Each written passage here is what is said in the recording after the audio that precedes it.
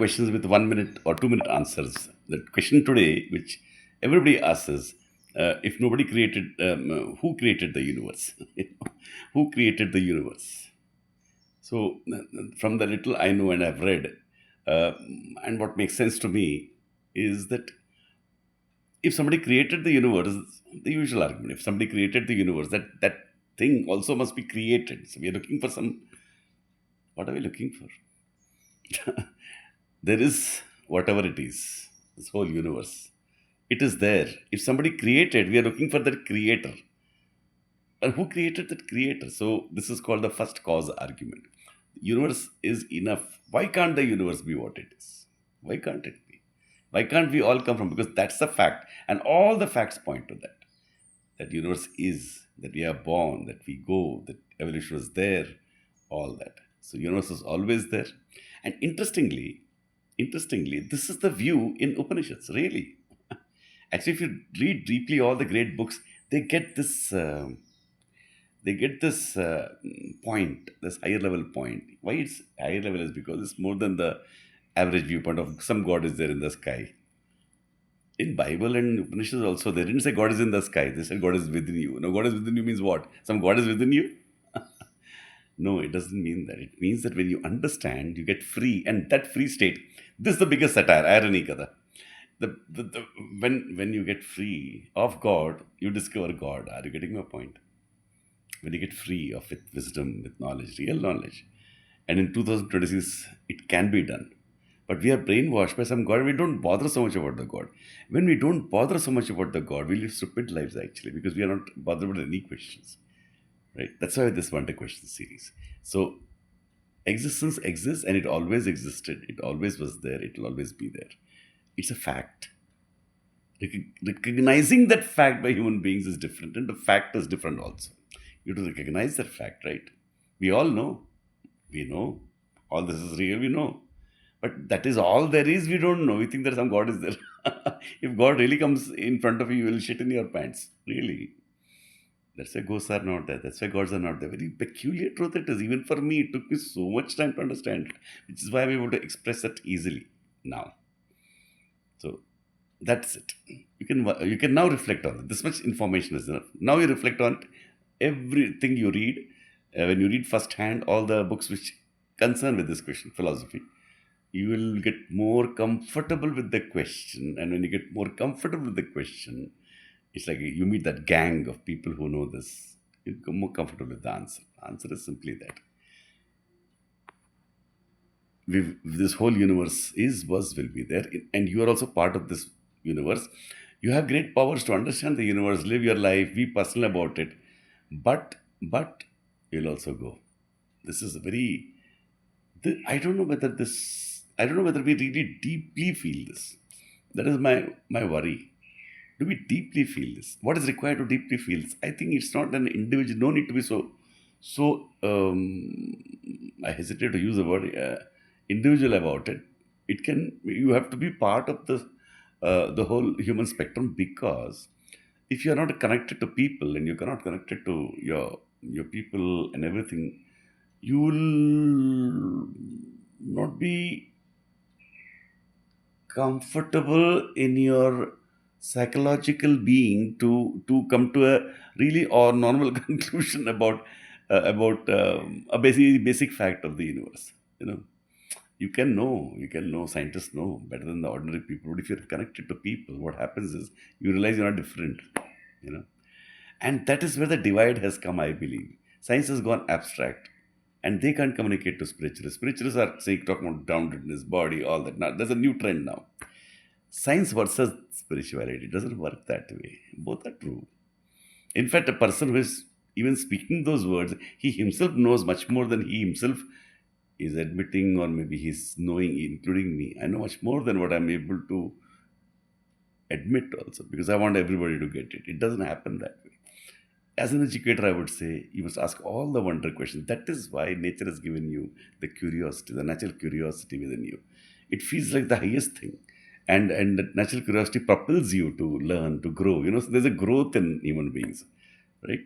You're not like animals who are just really satisfied. And they call it Zen. I don't think Zen is that. Zen is reaching a state where you are free.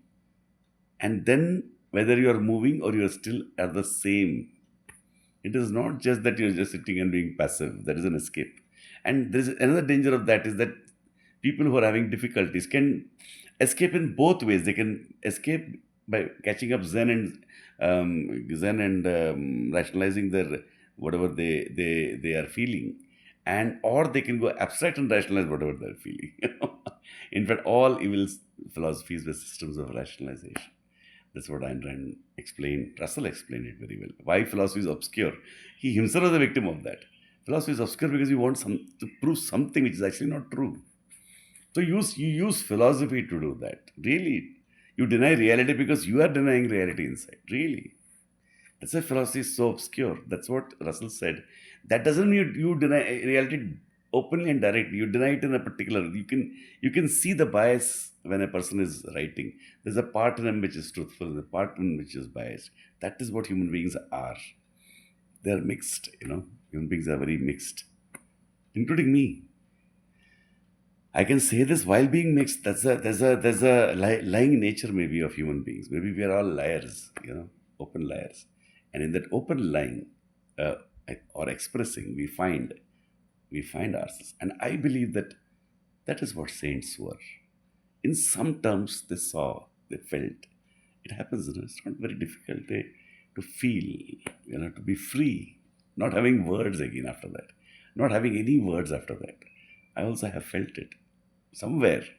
So the whole life's passion and hunger and thirst then becomes a different kind of passion, thirst and hunger to be one with the love and to do something higher level. And they say there's a part in the brain which actually functions and releases that also.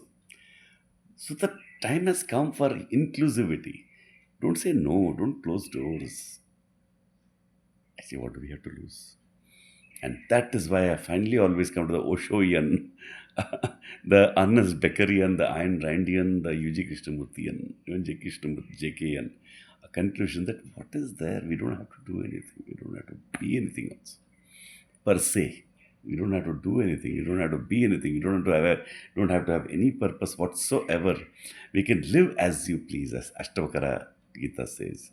So we come into being, we live for a while, and we pass away. This is the reflection for today. What a wonderful reflection it is. The answer to the question of what is existence, what is the meaning of life, everything. So you can't have one answer to one question. Any question will give you the full answer. There's no other way. But is it that easy? My whole interest is obviously my interest is how do you concretize that? I think you concretize through learning, you concretize through work, you concretize it more holistically than in a single minded way, is what I'm suggesting. Because all your problems, psychological problems, are also due to some issues you must have had with some human beings, because you were born with no issues. So if you're having issues or defensiveness or whatever, even maybe this making this video also to some extent, it's all exploration. It might be only because of some issues with human beings. So when you reconnect to human beings, I'll put it in a very simple way. If you have see three or four friends, if you have good food to eat, if you have a, that's why they say, the great authors say that if you have a small garden, if you have a food to eat, and if you have a few friends, then why they call it a blessing is because you are free. You're psychological, as they. I don't like that language, the nervous system, because I don't like the language of nervous system, because it's a correct language. I agree. It's somewhere I'm not there, so it's like it's fine. I find it a bit insulting when people talk in terms of oxytocin and serotonin, all that, as if I can't be without those words. I feel like that. I know it's a kind of maybe a non-scientific ego that I don't want to admit that I am part of certain chemicals being released in my brain right now. How do I see that? Actually, I don't see it that way. I see it as me first, really, in a selfish way. I see myself and accept basically the wonder fact of being connected to my brain, to my body, and to the universe. And that I came here accidentally and I'll go. So these basic facts, I love these basic facts, factually and frankly. Why I love it? Because they're facts. Now people say, no, truth should be for you. You should not be for the truth. I wonder about that statement. I feel that itself is a symptom of some psychological issue. You should be for truth. Or truth should be for you. Both are same, I'm saying. Facts are facts are facts. These facts are your the Ashtavakam, sorry, Atharva Veda. The sun is rising. It is happy. It has no issues. You also be like that. The moon is there shining. It has no issues. What it's trying to say is this whole world is very stable. You are stable. You are a unique human psychological entity. Are you noticing? There is an integration here. Are you noticing? There's an integration here of science, of philosophy, of physics, chemistry, biology. That is why Leonard Peikoff, in his great wisdom, deep wisdom of 50 years, suggested that you should learn everything and we should not obfuscate that because of some silly personal issue. I don't think great people can be understood that easily as we imagine. Our concerns are very small. In fact, if we know how blessed we are that we are living and we are breathing, we will use it. Great people know the value of breathing and being, and yet they are also light. See, so life is a combo of. For me, life has to be light. It can't be serious. I don't like lies. I don't like stupidity. I don't want anybody as long as I live to make me stupid. That's the problem. And I don't want to take life seriously. Everybody is forcing me to take life seriously. Seriously, seriously. Everyone in my life had always wanted me not to play, not to play, not to play. There's a man who used the word gravitas in a school, and I was giving all this joy to students. They were all enjoying and saying, no, you should look like a principal. You should have this gravitas. It's a made up gravitas. And he had that made up gravitas and he was suffering. And he should confess that this is all made up gravitas. And he always wanted a guru and all that. And one day he said strangely that I should not take education so seriously. Everybody says, don't take education so seriously. Don't do this. Conform, directly, indirectly. That is why sometimes, if when people overdo it, you over rebel also. I don't want to rebel. I don't want to talk to people. I don't want to listen to people. I don't want I don't want to listen to lies, and I don't want people to lie and tell me to accept that lie directly or indirectly, knowingly or unknowingly. I don't want to. I don't want to. Stay away then. Stay away. Don't. I'm telling openly. Don't lie. Don't lie. Directly or indirectly, knowingly or unknowingly. I will also be like that. Tell me. I will accept. And if this kind of an extremism of questioning doesn't appeal to you, that is not me. I will question. Everybody says, "Arre, what a stupid guy you are." And when I look at their life, they have nothing to show. They are all gone cases. Then what is a great thing they did? In fact, I think I elevated them. They don't give me credit. But I elevated them not because of any greatness in me. I elevated them because I asked all the questions. The trick is to be a martyr while being happy. There's no trick there. You have to be happy. Cannot be sad because there's nothing, Baba. People are just making like a sadism. They want to make you like them. They want to make you serious. And only when a very terrible event happens, they realize. I feel very revengeful that in positive ways. When people face defeat and because of their stupidities, I say that's what I was telling. They don't listen. People don't listen. And the one thing I've heard all my life is you don't listen, you don't listen, you don't listen, you don't listen, you don't listen, you don't listen. They never stop telling me that. There's only one person, one person, not nobody actually, one almost person. There's nobody in my life. I feel very bitter about it. I don't feel bitter about it. I feel very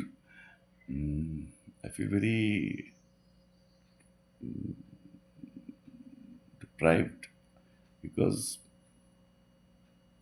I should have been allowed to ask questions.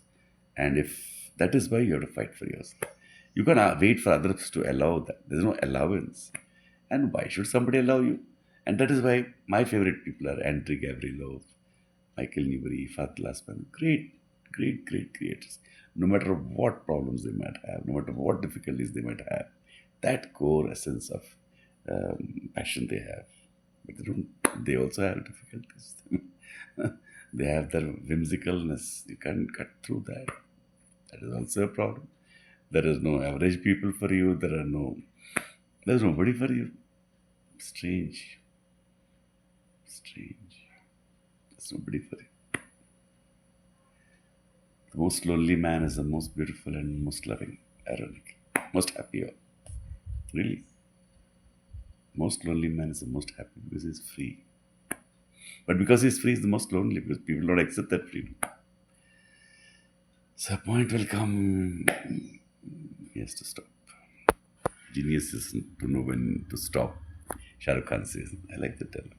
People make much ado of everything. There's nothing.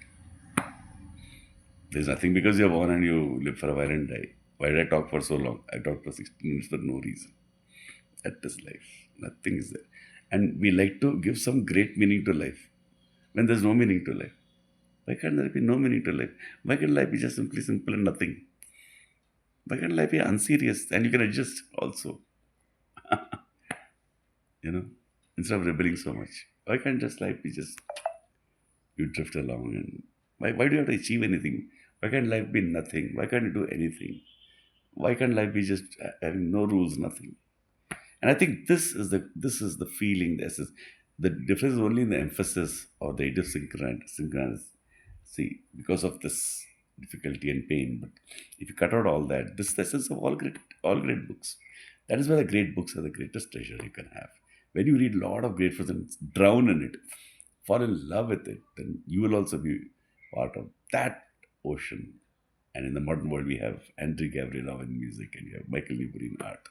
We have Ayn Rand in fiction. We have George Reisman in economics. We have David Harriman in science. Not that they don't know other stuff. I'm just saying that take it to peak levels. All we need is to spread this. I like that. Love is to spread knowledge.